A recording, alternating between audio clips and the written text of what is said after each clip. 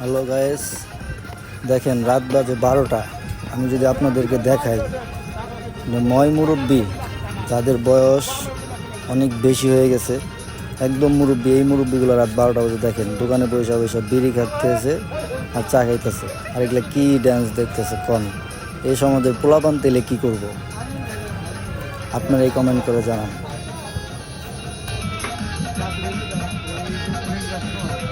কেরা main customer Raju?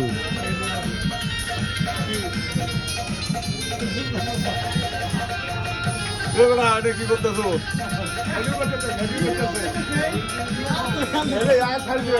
খাই দিবে।